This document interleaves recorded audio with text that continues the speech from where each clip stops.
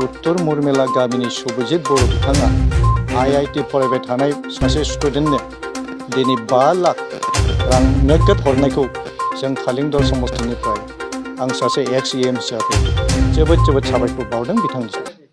दिनै BPF हान्जानिफ्राय सार बिथां शिब हाग्रामा महिलारिया आंनि न'खराव फैनानै 5 लाख अनसुंथाइ होफैदों। आं बेखौ गोजोननाय मोनबाय आरो लोगोसे बिथाङा बर' रायजोनि थाखाय मोजां खामानि मावदों। अराय सम बिथाङा थांनानै थाथों, बर' रायजो राजानिफ्राय खामानि मावथों आरो लोगोसे बिथांजों दिनै फैफानो हानाय गुबुन बिबानाव थानाय बिबानगिरि नोंथांमोन आरो लोगोसे जोंनि BPF सरकारनि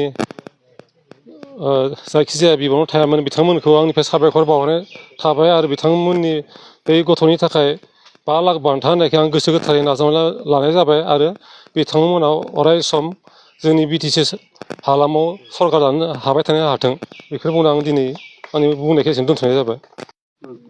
दिनै सबजित बर'नि न'खराव BTC सरकारनिफ्राय अनसुंथाइ सोलोंथायाव अनसुंथाइ होफैदों 5 लाख, मा बुंगोन सारा?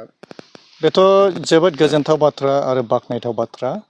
जोंनि BTCनि चिफ श्रीजुत हाग्रामा महिलारि बिथाङा जोंनि खालिंदर समस्तिनि उत्तर मुरमेला गामिनि सुबुजित बर' बिथाङा IIT फरायबाय थानाय सासे स्टुडेन्टनो दिनै 5 लाख रां नोगोद हरनायखौ जों खालिंदर समस्तिनिफ्राय आं सासे एक्स-EM हिसाबै जोबोद साबायखर बावदों बिथांनिसिम।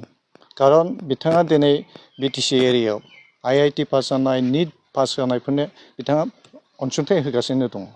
दिनै जोंनि खालिंदर समस्तियाव सबजित बर' IIT फरायबाय थानाय स्टुडेन्टनो 5 लाख रां नोगोद हरनायखौ आं जोबोद बाख्नायदों आरो बिथांनि बे फैसा हरनायखौ जोंनि इउथ BPFनि भाइस प्रेसिडेन्ट कास्टम बर' बिथां, जोंहा बिक्रम दैमारि बिथां आरो एक्स-EM जोंहा दङ जगदीश सरकार बिथां आरो जियालुल हक आरो माखासे इउथ टिमफोर फैनानै सुबजित बर'नि बिफानि न'आव फैनानै बे रांखौ होफैनायनि थाखाय आं बिथांमोनखौ जोबोद साबायखर बावदों आरो जों आसा खालामदों खालिंदर समस्तिनिफ्राय जोंनि BPF दोलोनिफ्राय रायजो राजानिफ्राय बिथांनि गोरिब न'खरनि सासे IIT फरायबाय थानाय बे सुबजित बर'आ गावनि कर्सखौ कमप्लिट खालामनानै सासे मानसि गिदिर जानो जाहाथे हायो आरो बे थांखिखौनो लानानै BTCनि चिफ महिलारि बिथाङा 5 लाख रांखौ हरनाय जादों आरो बेनि थाखायनो जों दिनै बिथांनिसिम जोबोद साबायखर बावनाय जाबाय।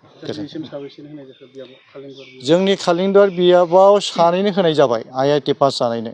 खान्थालगुरिनि जोंहा सासे आरो दिनै बेहाय मुरमेलानि सासे आरोबाव NEET पास जानाय 3 जों लिस्ट हरबावदों।